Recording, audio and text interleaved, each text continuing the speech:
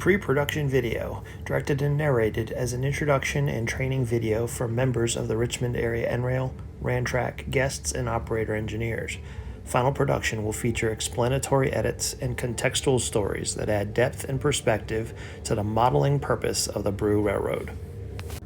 Full credits to all of the very deserving contributors will be added in final production. Audio tracks, including music and narration, should be selectively muted during club operations to minimize distraction. The Brew Railroad remains a work in progress. All named locations, labels, maps, timetables, and system features are subject to amendment.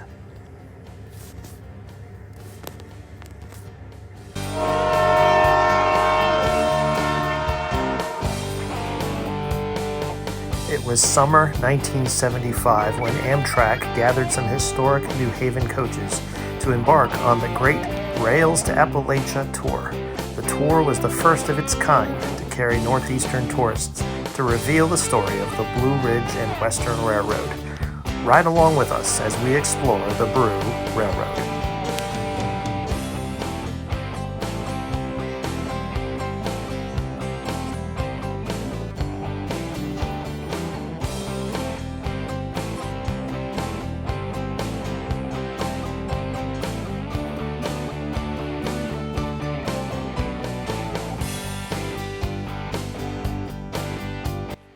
In 1945, following the end of World War II, a group of U.S. investors, mostly with stakes in the Chesapeake and Ohio Railroad, formed the Blue Ridge and Western Railroad in order to compete head-to-head with the Clinchfield Railroad. The Blue Ridge and Western Railroad became known simply as the Brew Railroad. The investors, led by ambitious railroad men Ted McCormick and John McGowan, hired retired U.S. Army General J.P. Manning to serve as the Brew Railroad's first CEO and general manager. Manning's assignment was to use his military logistics expertise to quickly build a railroad that the C&O could acquire and then leverage to merge with the Clinchfield. The gamble paid off. In 1980, when the C&O investors leveraged the Brew Railroad in the merger, they combined the C&O with Seaboard and eventually became CSX. In 1947, under a congressional appropriations bill lobbied by McCormick and McGowan, sponsored by U.S. House Speaker Sam Rayburn and signed into law by President Harry Truman, the Brew Railroad was granted unprecedented resources and abandoned rights of way in order to boost the extraction and export of bituminous coal needed to support the reconstruction of post-war Europe, known as the Marshall Plan. General Manning secured low-cost contracts for steam locomotives from American Locomotive Company known as ALCO, with primary production from its subsidiary Richmond Locomotive Works in Virginia's capital. At the same time, Manning secured Army surplus purchases of the latest new electric diesel engines by General Motors' Electromotive Division, particularly FA and FB locomotives that were built for the Army and mothballed before ever seeing substantial use. In a 2017 agreement with the Richmond Freelance and Prototype Model Railroaders, the Brew Railroad name, logo, and rights to operate a scenic excursion train and freight consists were reborn. Owing to generous grants from both CSX and Norfolk Southern, all of the absorbed fallen flags are permitted to display markings on prototypical locomotives and rolling stock. Today, the Brew Railroad is alive and well. The Brew Railroad was not designed to follow the map contours of Virginia, North Carolina, Tennessee, and West Virginia, but as this map illustrates, the map near perfectly follows the contours of the plausibly prototypical model railroad. This introductory orientation video will follow this map of the intersection of 4 states with 4 color tracks rising and falling to 4 elevations in order to service many fictional line-side industries.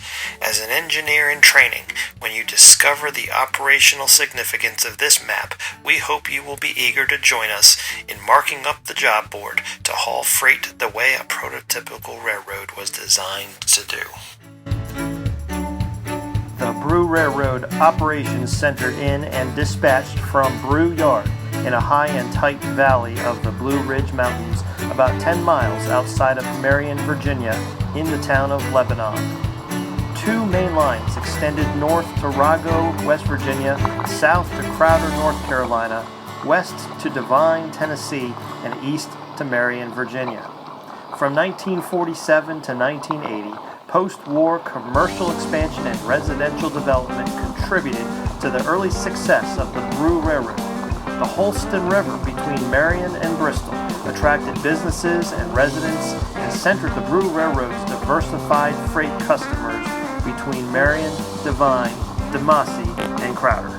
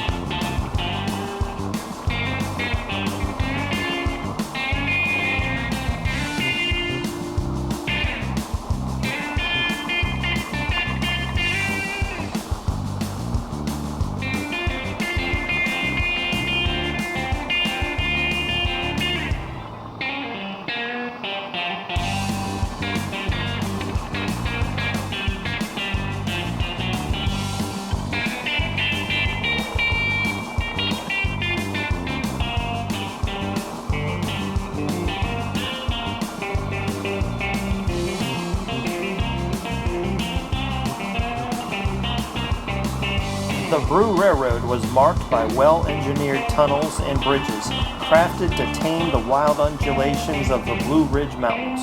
The most impressive tunnel on the line, Parham Pass, was nearly 2 miles long, cutting through Beasley Mountain between Lower Abingdon, Virginia, and Meat Camp, North Carolina, crossing both the north and south forks of the Holston River and passing Melling Power and Light on its way to Schumann's Landing. A second tunnel worth noting was the Burton Bore, a 1-mile tube between DeMassey, Virginia, and the Dunlap Dam on the Holston River to the west.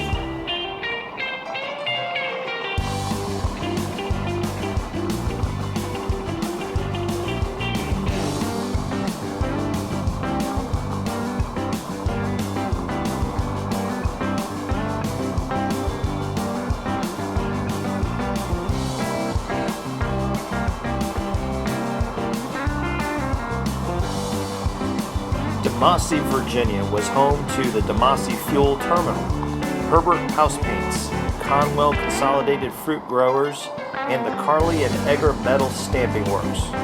Each of these line-side customers were serviced by trains classified and dispatched from Kearns Yard, nestled in a valley outside of Mountain City.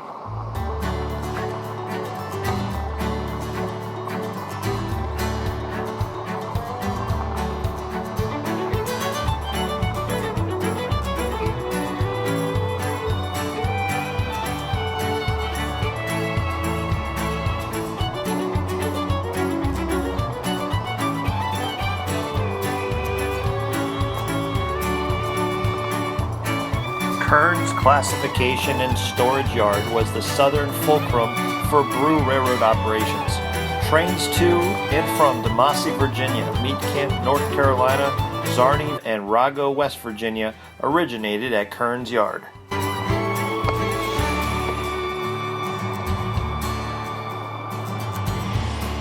After heading north from Kearns Yard, trains diverged at Jerry's Junction, heading left or north to Rago, or heading right and northwest to Zarni. In the foothills of Black Mountain, at Zarni, the Brew Railroad serviced 2 customers whose product was distributed throughout the entire territory. Coghlan Quarry produced much of the crushed stone used for maintenance of way ballast and sub-road bed.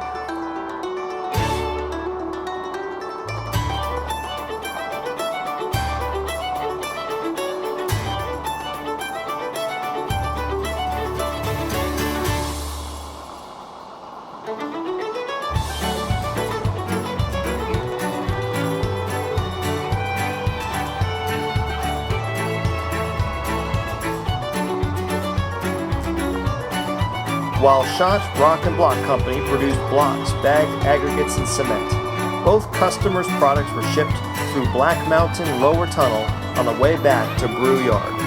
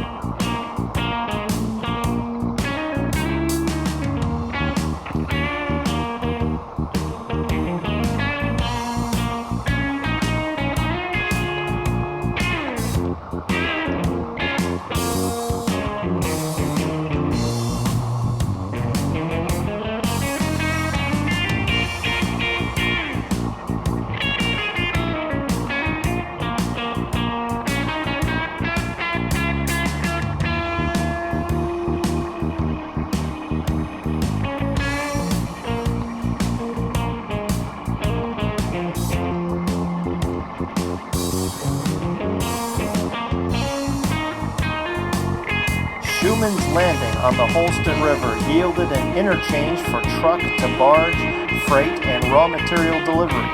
The Holston River flow and coal delivery generated regional electricity at the Melling Power and Light between Abingdon, Virginia and DeMoss, Virginia.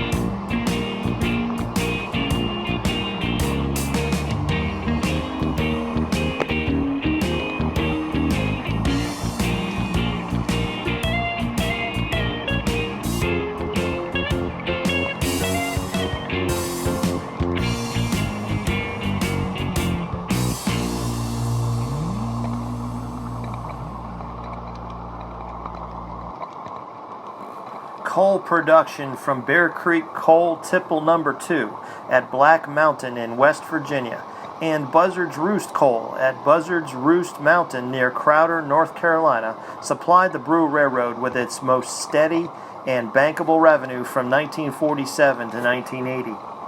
Rago, West Virginia, located just west of Beckley, was a rugged town east of Black Mountain and was the highest elevation on the Brew Railroad and its northern terminus. In fact, the long grade from Kearns Yard to Rago was known as Chicken Run to some and Difficult Hill to others. Pausing in Rago at Bailey Bridge Station and continuing upgrade to service two booming businesses, Moore Furniture and Custom Builders, and the B. Thomas & Sons Steel and Pipe Distributors. Just beyond Bailey Bridge Station was the fork dividing the lines between Bluefield, Virginia, Lebanon Ridge, Virginia, and Devine, Tennessee, also known as Bill Lithgow's Branch. Bill's Branch sat in a narrow valley in the shadow of Black Mountain and was also home to the Sitzman & Son sawmill. The left or northeast fork at Bill's Branch diverted trains toward Bluefield, Virginia. The right, northwest fork at Bill's Branch diverted trains toward Warncliffe, West Virginia, and Lebanon Ridge, and was the end of the long grade from Kearns Yard known as Chicken Run or Difficult Hill.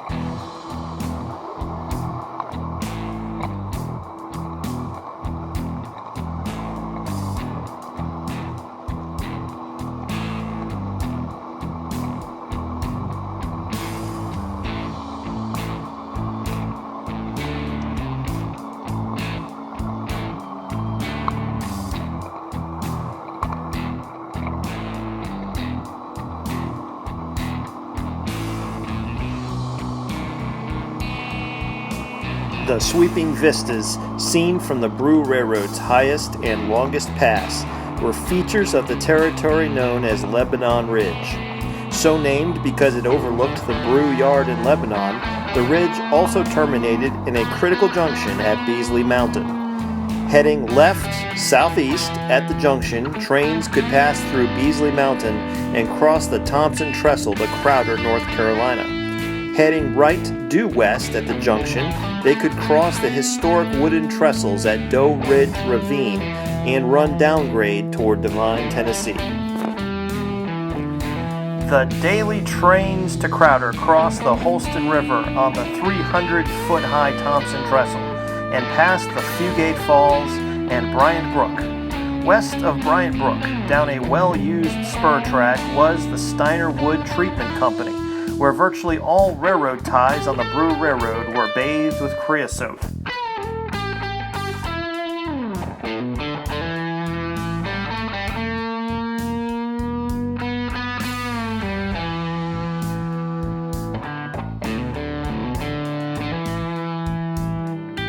Crowder was founded in 1870 at the base of Buzzard's Roost Mountain, from which an unending supply of coal was mined. The Crowder community was transported to and from Crowder Station, and a bustling business community formed, including the Gadori Gazette, Demerchant Deli, Hebel Hooch Distillery, Puzz's Pets, and Myers General Store.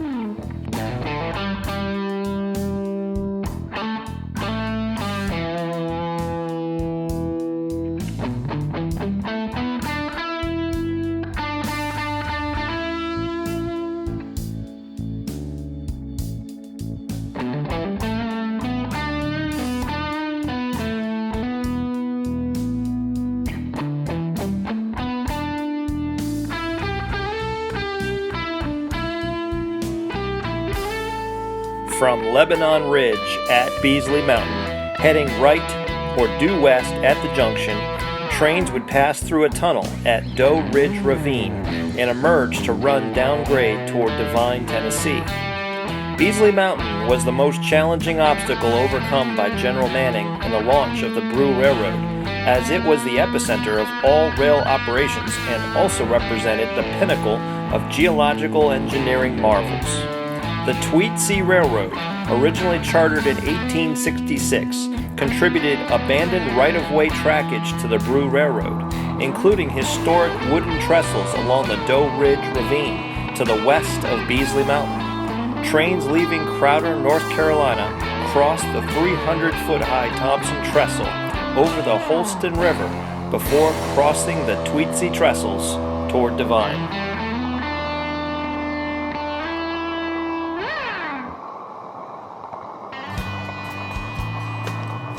Devine, Tennessee quickly emerged between the Holston River forks, serving a growing population, accelerated by the Brew Railroad. Businesses thrived like Lincolnus Liquidators, Piper Paper Company, Wesley Wayside Service Station, Mitchell Motor Inn, and Johnson Jewelers. Corlew Coal Surveyors also maintained a coal platform for truck deliveries here.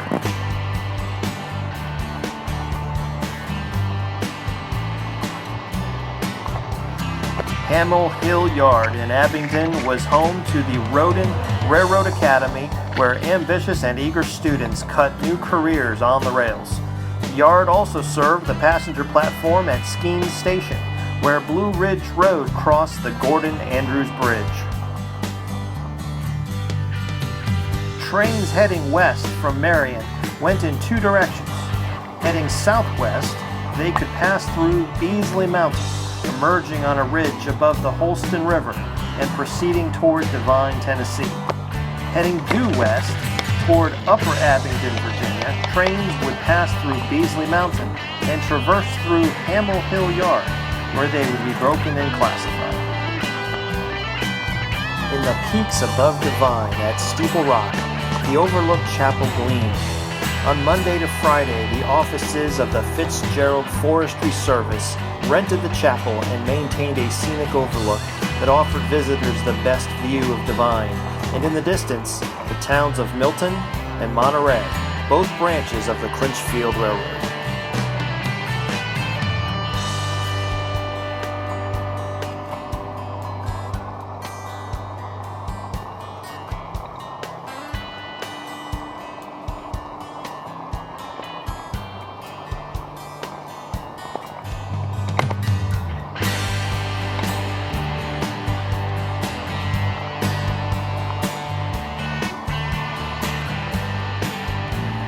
Virtually all trains traversing the Brew Railroad passed through Marion or parked on the 1.3-mile-long siding. Marion was a popular watering hole for trainmen and car drivers navigating the Shenandoah Valley. Contributing to town traffic was Marion Station, the law firm of Durden, Dewey, Screwham & Howe, Patterson Pastry and Confections, Stallmaker Store, and the Blows Bar and Grill. Loads of coal leaving Bear Creek Coal Tipple No. 2 at Black Mountain in Rago, West Virginia, and headed south toward Marion, thundered past the miles-long Peterson Peak in Bluefield, Virginia. In the shadow of the peak were numerous line-side industries, including Carlson Construction, Corlew Coal Surveyors, and Giles Granary. Fork dividing the lines between Bluefield, Virginia, Lebanon Ridge, Virginia, and Devine, Tennessee, also known as Bill Lithgow's Branch. Bill's Branch sat in a narrow valley in the shadow of Black Mountain and was also home to the Sitzman & Son sawmill.